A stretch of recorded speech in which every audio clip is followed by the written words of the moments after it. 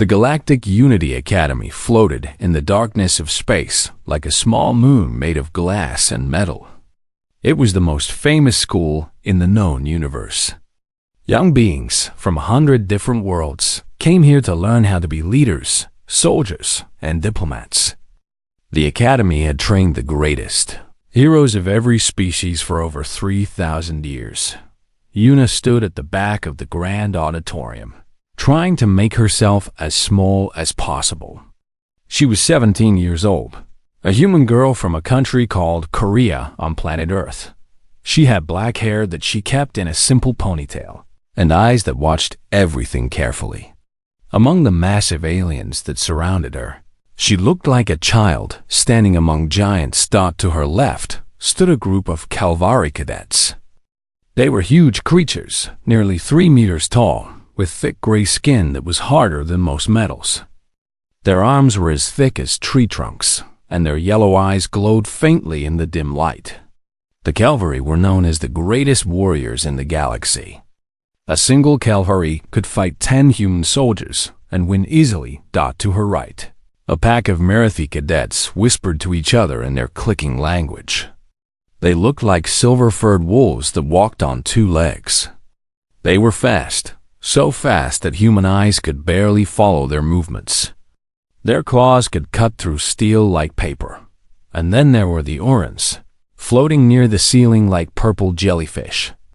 They could read minds and move objects with their thoughts. They considered physical combat to be primitive, but they attended the honor trials anyway, mostly to feel superior. Yuna was none of these things. She was human. Soft skin that could be cut by a kitchen knife. No claws, no armor, no telepathy. Humans were the newest species to join the Galactic Unity, and they were considered the weakest by far. Many aliens wondered why humans had been allowed to join at all. 3 years. Yuna had spent 3 years at this academy, and every single day someone had reminded her that she did not belong. The Calvari cadets called humans soft ones. The Marathi called them slow meat. Even the teachers spoke to human students with a tone of gentle pity, like adults speaking to children who did not understand the world yet. Yuna had learned to ignore the insults. She had learned to study twice as hard as everyone else, to stay in the library until her eyes burned, to practice combat techniques until her muscles screamed. None of it mattered. In the eyes of the galaxy, humans would always be the weak species that somehow stumbled into space. The lights in the auditorium dimmed, and a heavy silence fell over the crowd. Headmaster Volrath walked onto the central stage. He was the oldest Calvari anyone had ever seen, his gray skin covered with scars from 1,000 battles. He had led armies. He had killed monsters that haunted the nightmares of other species. When he spoke, even the bravest students felt fear. Cadets of the Academy, his voice rumbled like thunder through mountains. Today I announce the honor trial. A wave of excited murmurs swept through the auditorium. The honor trial was the highest test any student could face. Those who succeeded became legends. Their names were carved into the walls of the Academy forever. As you know, Volrath continued, the honor trial requires a student to face a captured apex predator in single combat. Victory brings eternal glory to the student and their species. Defeat brings death. Yuna felt her heart beat faster. She had heard stories about past honor trials. A Calvari champion who had killed a cave serpent from the ice moons of Polara. A Marathi warrior who had outrun and slain a thunder beast. These were tales told to inspire young cadets. This year, Volrath said, we have acquired a creature unlike any we have used before. A holographic image appeared above the stage, and the auditorium went completely silent. The creature was a nightmare given physical form. It had 8 legs, each one ending in claws that looked sharp enough to pierce starship armor. Its body was covered in black scales that seemed to shift and change color even in the hologram. 2 massive fangs dripped with green venom. But worst of all were its eyes.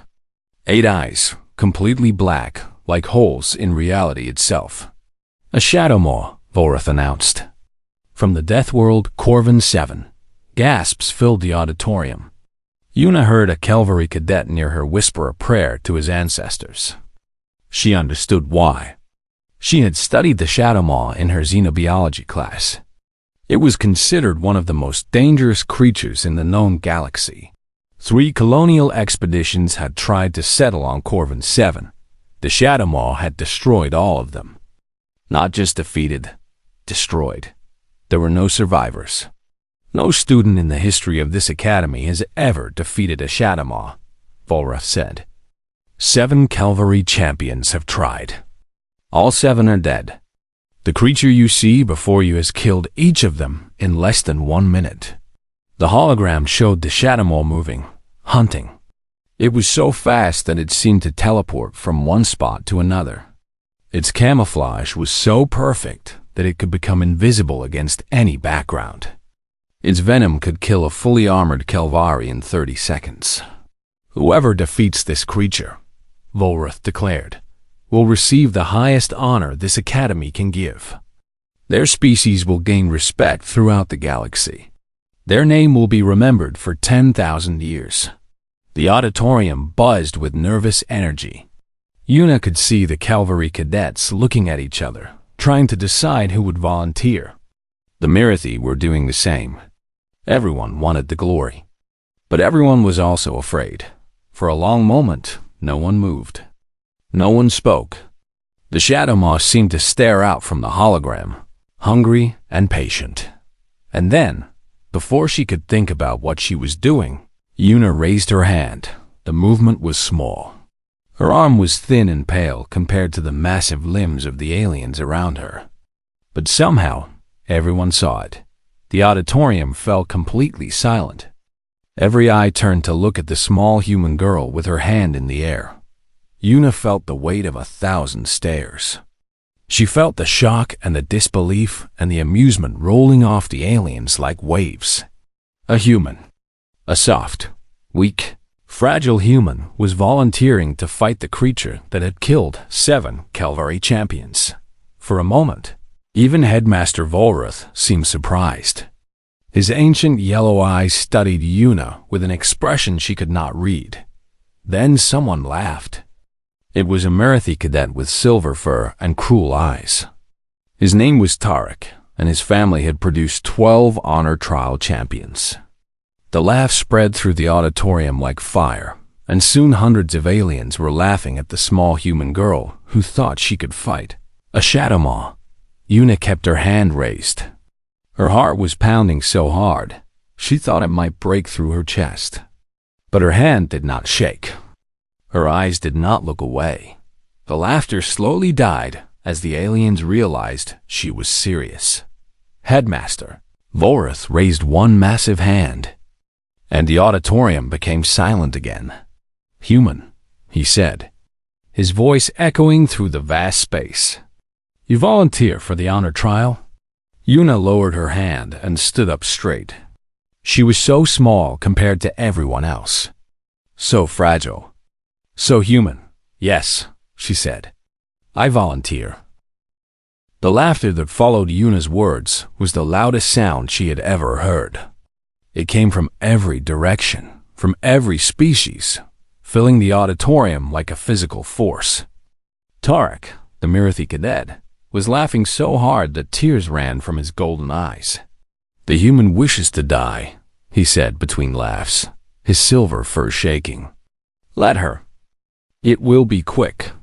Perhaps the shadow maw will not even notice she was there." More laughter. The cavalry cadets slapped their massive hands against their legs in amusement. The urns pulsed with colors that indicated humor. Even some of the teachers seemed to be hiding smiles behind their hands. Una stood still and let the laughter wash over her like rain. She had learned long ago that reacting to mockery only made it worse. So she waited, her face calm, her breathing steady. 2 figures pushed through the crowd toward her. The first was Dohan, a human boy with short dark hair and worried eyes. He was an engineering student, quiet and thoughtful, and he had been Yuna's friend since their first day at the academy. The second was Somi, a human girl who studied xenobiology. She had a round face and kind eyes that were now wide with fear. Do-hwan grabbed Yuna's arm and pulled her toward the edge of the crowd. "What are you doing?" he whispered urgently. "Are you crazy? That thing killed a cavalry hunting party." Not one cavalry. A whole party of them. 12 warriors. It killed all 12 in less than 5 minutes. "I know," Yuna said calmly. "You know?" Sami's voice was high with panic. "Then why did you raise your hand?" "Yuna, this is not a game. This is not a test you can study for.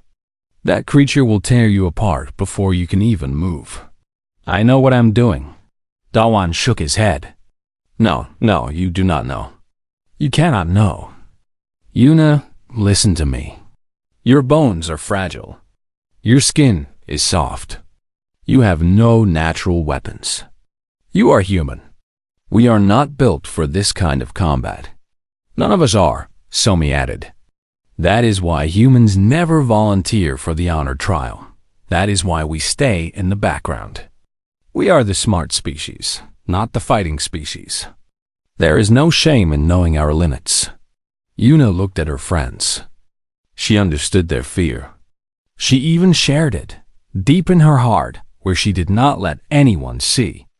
But there was something else inside her, something that had been growing for 3 years. Something that was tired of hiding.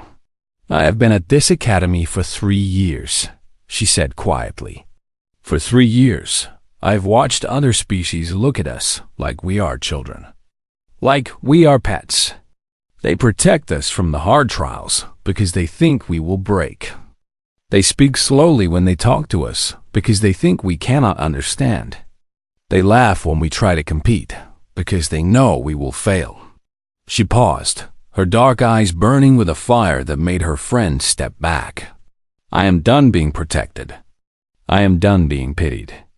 I am done being the weak species that does not belong here. But you will die," Do-hwan said, his voice breaking. "Maybe," Yuna admitted. "Or maybe I will show them something they have never seen before." Before her friends could argue more, a shadow fell over them. Headmaster Vorith had crossed the auditorium floor and now stood before Yuna. Up close, he was even more terrifying. His scarred gray skin told stories of battles that Yuna could not imagine. His yellow eyes held the weight of centuries. "Human," he said, his deep voice making the floor vibrate. "You understand what you have volunteered for. The Shadow Maw is not a creature that shows mercy. It does not tire. It does not hesitate. It kills." "I understand," Yuna replied. Her voice did not shake. 7 cavalry warriors have faced this creature. 7 of my kind, each one trained from birth for combat, each one wearing the finest armor our forges could create. All 7 died. The longest battle lasted 43 seconds. I understand. Vorith's eyes narrowed. He was studying her the way a scientist studies a strange new specimen. "You have 1 week to prepare, human. The Academy will provide you with standard combat equipment. Armor, weapons, medical supplies. Do you accept these terms?" Yuna took a breath. This was the moment she had been planning for. "I have conditions." The auditorium, which had grown quiet to listen to the conversation, now went completely silent. A few aliens gasped. Someone dropped something that clattered loudly against the floor. No one made conditions with the headmaster. No one. Vorith's massive head tilted to one side. For a moment, Yuna thought he might refuse. Or laugh at her like everyone else had. "Conditions," he repeated slowly. "You are brave, human. Or foolish. Perhaps both. What conditions do you request?" "I do not want your standard equipment," Yuna said. "I want access to the Academy's fabrication laboratories. I want to build my own tools. Whispers spread through the crowd. Build her own tools? What tools could a human build that would help against a shadow maw? The idea seemed absurd. Volrath was quiet for a long moment. Unusual, he finally said, but permitted. The fabrication labs will be open to you. What else? Yuna's heart was pounding, but her voice remained steady. I want the fight to be broadcast to every species in the galactic unity, every world, every station, every ship. I want everyone to watch. Now even Volrath seemed surprised. His yellow eyes widened slightly, and his scarred lips parted. Behind her, Yuna heard Dowan make a small sound of despair. You wish your death to be witnessed by trillions? Volrath asked. I wish my victory to be witnessed by trillions. The words hung in the air like smoke from a fire. The auditorium was so quiet that Yuna could hear her own heartbeat. Tarek pushed forward through the crowd, his silver fur bristling with anger and amusement. Victory? You speak of victory against a shadow maw? Human, you will not last 10 seconds. You will scream and bleed and die while the galaxy watches. Is that what you want? To show everyone how weak your species truly is? Yuna turned to face him. He was twice her height, with muscles that could tear her in half and claws that could open her throat in one swipe. Every instinct in her body screamed at her to run, to hide, to submit. She did not run. My species, she said calmly, has survived worse than you can imagine. We have survived ice ages and plagues and wars that killed millions. We have survived predators and disasters and the cold emptiness of space. We are still here. We will always be here. She looked back at Volrath. Those are my conditions. The old headmaster stared at her for a long time. The scars on his face seemed to move in the dim light, like memories of old battles. Then, slowly, he nodded. Your conditions are accepted, human. You have 1 week. Prepare well. He turned and walked away, his massive footsteps echoing through the silent auditorium. Yuna stood alone in the center of 1,000 staring eyes. She had just volunteered to fight the deadliest creature in the known galaxy. She had demanded that the entire universe watch her do it. She was terrified, but as she walked out of the auditorium, ignoring the whispers and the laughs and the pitying looks, she allowed herself a small smile. They thought they knew what humans were. They thought humans were weak and soft and fragile. They were wrong, and in 1 week, she would show them exactly how wrong they were. The week that followed became something the Academy had never seen before. When other species prepared for honor trials, they trained their bodies. They practiced with weapons for hours. They meditated to calm their minds. They ate special foods to build their strength. The cavalry champions, who had faced the Shadow Maw, had spent months in physical training before their battles. Yuna did none of these things. Instead, she went to the library for 18 hours each day. She sat in front of computer screens, reading everything she could find about the Shadow Maw. She studied its biology, learning how its muscles worked, how its eyes saw, how its brain processed information. She read reports from the failed colonial expeditions on Corvin 7, searching for any detail that might help her. She watched videos of the creature hunting, slowing them down frame by frame until she understood exactly how it moved. No one found her there on the second night, surrounded by floating screens full of data. His face was pale with worry. You have not slept, he said. Sleep can wait. Yuna, this is not healthy. You need rest. You need food. I need information. She did not look up from her screens. Dowan, come here. Look at this. He walked closer and looked at the data she was pointing to. It showed the chemical composition of the Shadow Maw's venom. What am I looking at? He asked. The venom works by attacking the nervous system. It causes paralysis in most species within seconds. But look at this compound here. She pointed to a complex molecular structure. This is similar to something found on Earth, a toxin from a jellyfish. We developed a treatment for it decades ago. Do-won's eyes widened. You think you can make yourself immune to the venom? Not immune, but resistant. Resistant enough to keep moving even if I get stung. She pulled up another screen.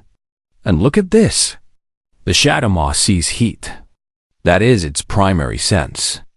It can detect body heat from 50 meters away, even through walls.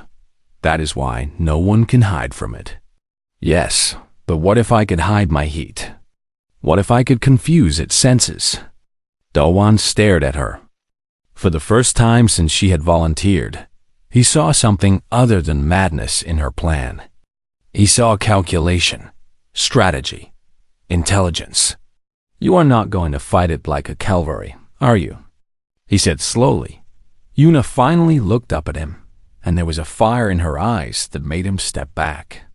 The cavalry fought it with strength. They lost. The Mirathi would fight it with speed. They would lose too.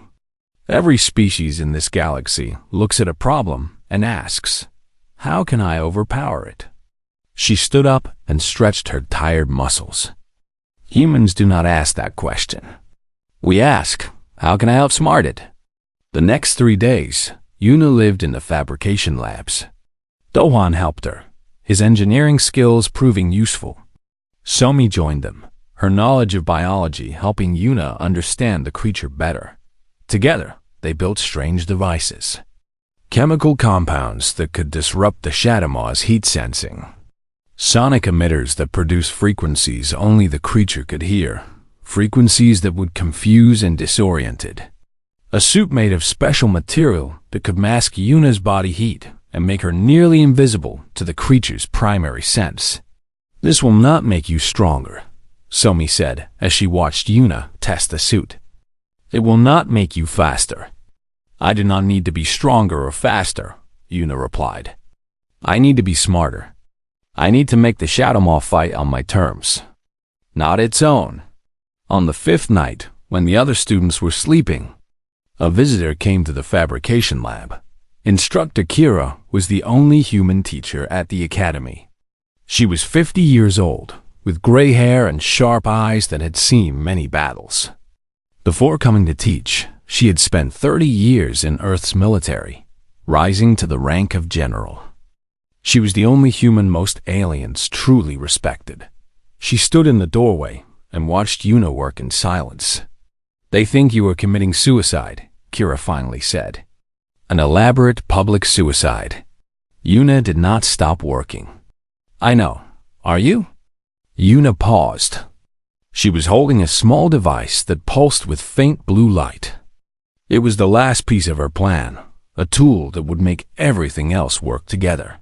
Instructor, she said slowly, do you know why every species in the galaxy underestimates humans? Because we are small and soft. No. Yuna set down the device and turned to face her teacher. Because we hide what we really are. We smile. We talk about peace and cooperation. We let other species protect us because it makes them feel superior. And the whole time, they forget one very important thing. What thing? Earth is a death world too. Kira's eyes narrowed. She understood what Yuna was saying. Earth was full of predators, diseases, natural disasters, and toxic plants. The temperature ranged from burning hot to freezing cold. The planet was constantly trying to kill everything living on it. And humans had not just survived there. They had conquered it. The shadow maw is an apex predator, Yuna continued. It evolved on a death world to be the perfect killer.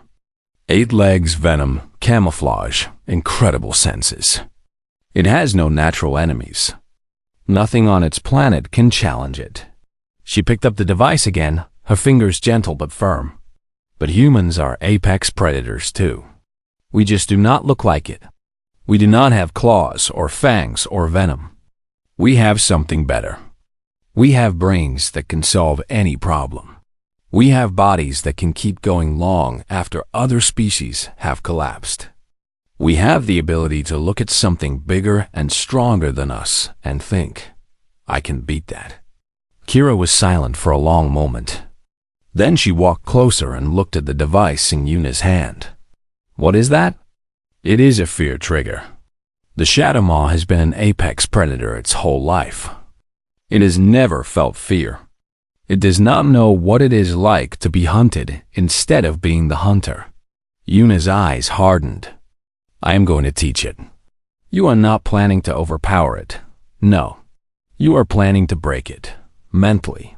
Psychologically. You are going to make it afraid. Yuna nodded. The cavalry tried to kill it in 1 minute. I am going to hunt it for hours. I am going to confuse its senses, disrupt its instincts, and make it feel something it has never felt before. I am going to show it what it is like to be prey. Kira looked at the young human girl standing in front of her, small, thin, fragile in every physical way. But her eyes burned with something that Kira recognized. It was the same fire that had kept humanity alive through ice ages and plagues and wars.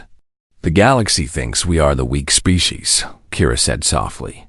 The galaxy is wrong, Yuna replied. And tomorrow, I am going to prove it. 17 billion beings across the galaxy watched as the arena of trials opened its gates. On every planet in the galactic unity, screens showed the same image. On space stations and starships, on colony worlds and homeworlds, creatures of 100 species stopped what they were doing to watch. This was history. A human, the weakest species in the known galaxy, was about to fight a Shadow Maw. Everyone expected to see a death. They tuned in to witness the final proof that humans did not belong among the stars. The arena was massive, a circular space, 1/2 kilometer wide. The floor was covered with rocks and sand and metal structures that created a maze of hiding places. The walls rose 30 meters high, made of transparent material so the audience could see everything. Above, countless drones flew in patterns, capturing every angle for the broadcast. The viewing gallery was packed with students and teachers from the academy. Headmaster Volrath sat in the center, his ancient eyes fixed on the arena floor. Tarek and the other Mirathi cadets had taken the best seats, eager to watch the human girl die. Dowan and Somi stood in the back, holding hands, too afraid to sit. And then Yuna walked through the entrance gate. The audience went silent. She wore no armor. No heavy plates like the cavalry champions had worn. No speed-enhancing suit like the Mirathi would have chosen. She wore only a thin black suit that seemed to absorb light, making her look like a shadow herself. A small pack hung on her back, and she carried no visible weapons. She is not even armed, someone whispered in the viewing gallery. She is truly insane. Tarek laughed. This will be over in seconds. The Shadow Maw will not even have time to enjoy its meal. In the arena, Yuna walked to the center and stopped. She stood completely still, her breathing slow and controlled.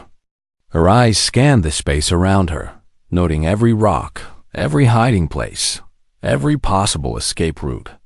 She had memorized the arena's layout from the Academy's records. She knew every meter of this space. The floor on the far side of the arena began to rise. A massive cage emerged from below, made of metal bars thick enough to hold a starship.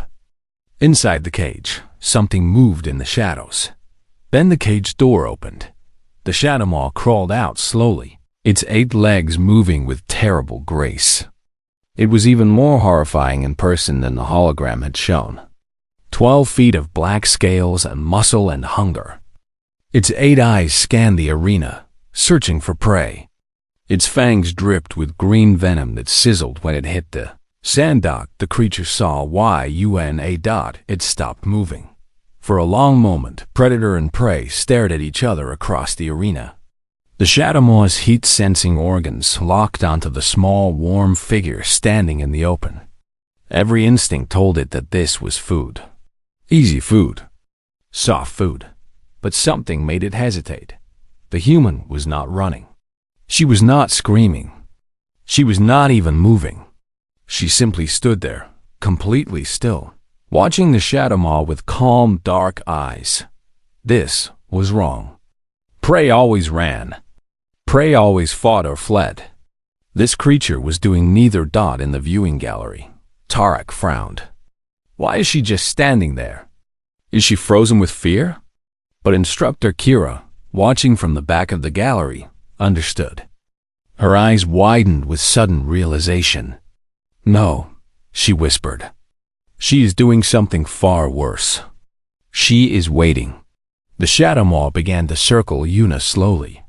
Its camouflage activated, making its scales shift color to match the sand and rocks around it. Within seconds, it was nearly invisible, just a shimmer in the air. Yuna did not move.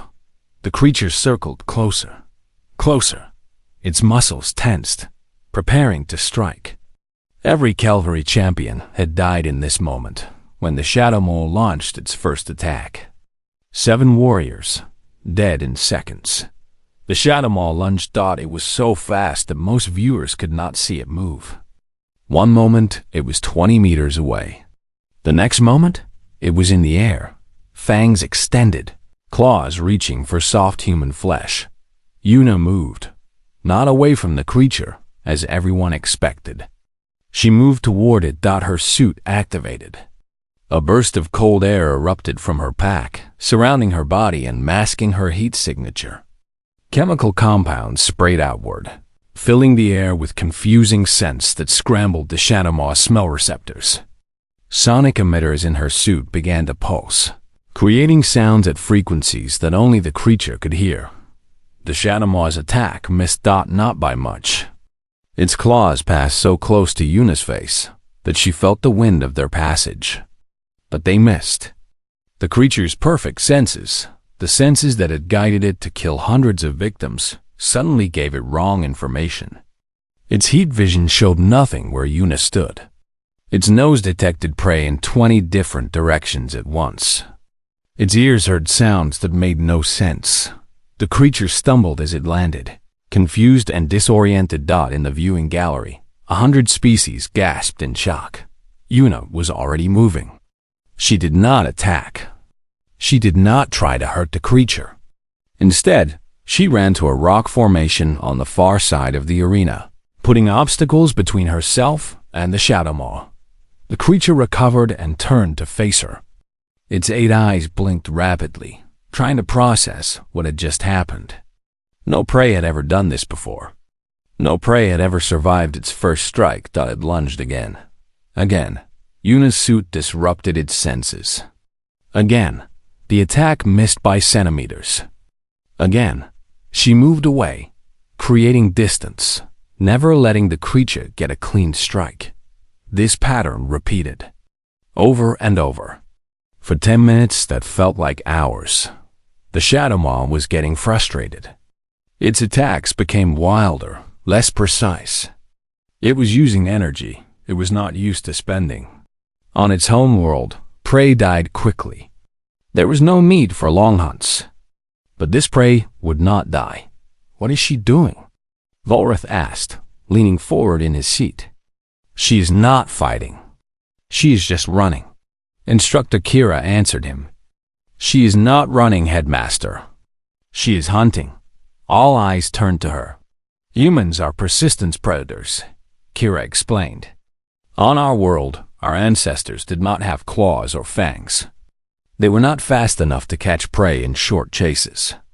So they evolved a different strategy. They followed their prey for hours, days. They walked after it slowly and steadily until it collapsed from exhaustion. She pointed at the arena, where Yuna was dodging another wild attack.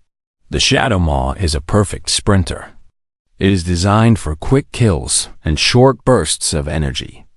But Yuna is designed for endurance. She can keep moving long after other species would collapse.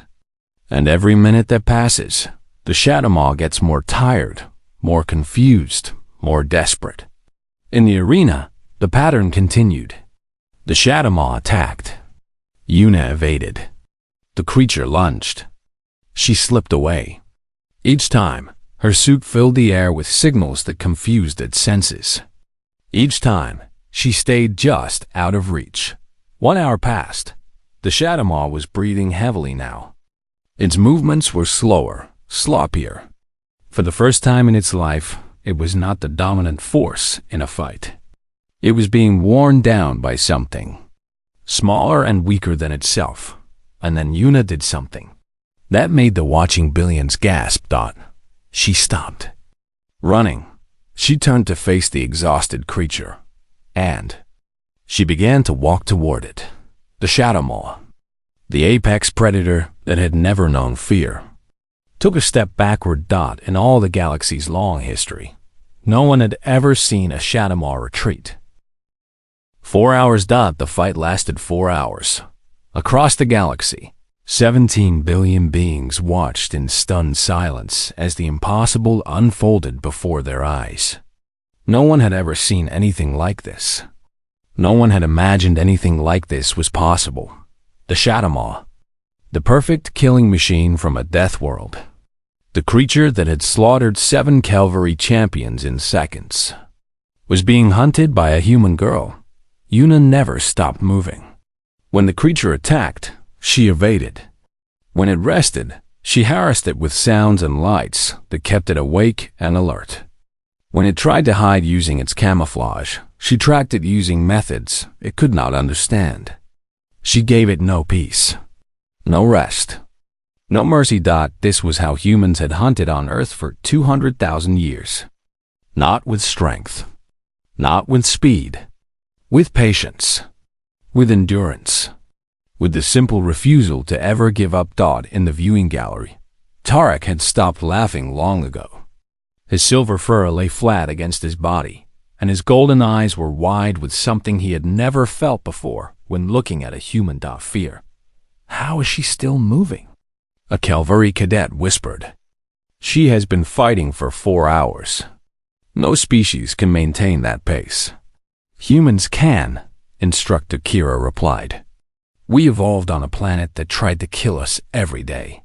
We learned to keep going when everything else stopped. We learned to outlast anything. In the arena, the Shadow Maw was barely moving. Its attacks had become slow and weak. Its 8 legs trembled with exhaustion. Its venom sacs were empty from too many misstrikes. For the first time in its existence, it understood what it felt like to be prey. Yuna was tired too. Her suit was damaged in several places where the creature's claws had come too close. She had small cuts on her arms and face from near misses. Her muscles screamed with pain, and her lungs burned with every breath. But she did not stop. She could not stop. Not now. Not when she was so close. She walked toward the Shadow Maw, step by slow step. The creature tried to back away, but its legs would not obey. It was too exhausted to flee, too broken to fight. The apex predator that had never known defeat collapsed onto the arena floor. Its massive body hit the sand with a sound that echoed through the silent viewing gallery. Its 8 eyes, once terrifying, now looked up at Yuna with something that might have been confusion, or fear, or surrender. For a long moment, Yuna stood over the fallen creature. The entire galaxy held its breath, waiting for the killing blow. Waiting for the moment when the human would finish what she had started. Yuna knelt beside the Shadow Maw. She reached out her small human hand and placed it gently on the creature's heaving side. She could feel its heart beating beneath the black scales. Fast, desperate, afraid. I am not going to kill you, she said softly. The words were picked up by every microphone in the arena. They were broadcast to every world, every station, every ship in the galactic unity. 17 billion beings heard them. You are not evil, Yuna continued. You are just what your world made you. A predator. A survivor. Same as me. She stood up slowly, her tired legs shaking but holding her weight. She looked up at the viewing gallery, at the transparent walls filled with shocked alien faces. Then she looked directly at the cameras, knowing that countless eyes across the galaxy were watching. "Humans are not the weakest species in the galactic unity," she said, her voice clear and strong despite her exhaustion. "We are not soft. We are not fragile. We are not pets that need to be protected." She took a breath, feeling the weight of history settling on her shoulders. On our world, we survived an ice age that killed most life on the planet.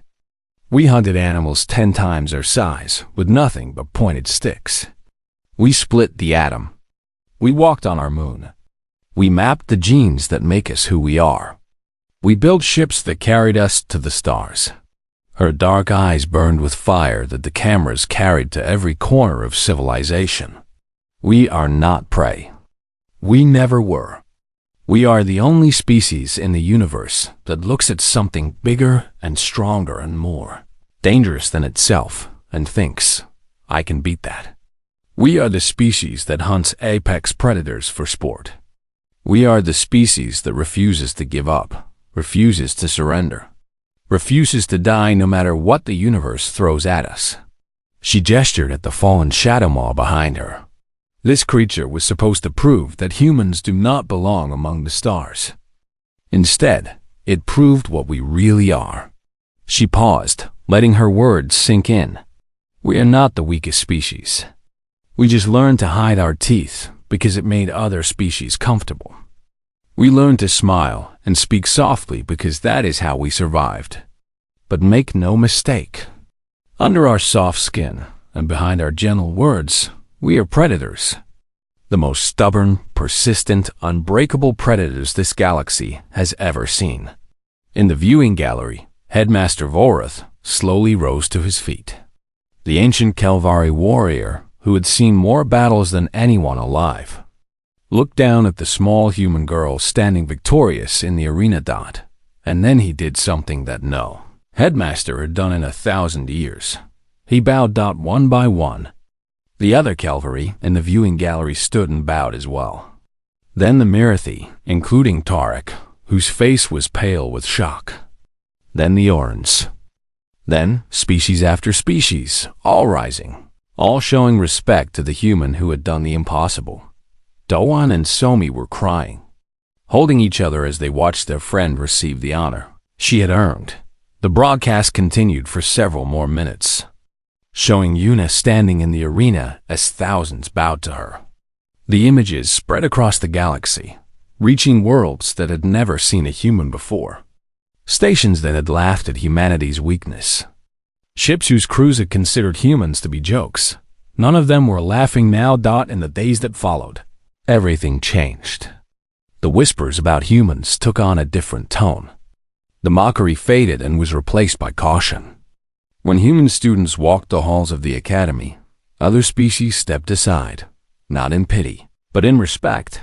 The Shadow Maw was returned to Corvin 7 and released back into the wild. Yuna had insisted on this. It was not our enemy, she told the Academy Council. It was our test, and tests deserve respect. Applications from human students to the Academy tripled within a year.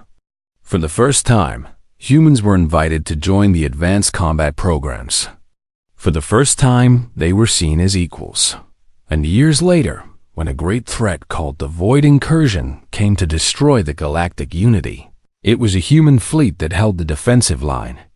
Not because humans were the strongest or the fastest or the most powerful, but because they were the species that had learned, over millions of years of evolution, that the universe was always trying to kill them, and they had decided, with the same stubborn determination that Yuna had shown in the arena, to simply refuse to die.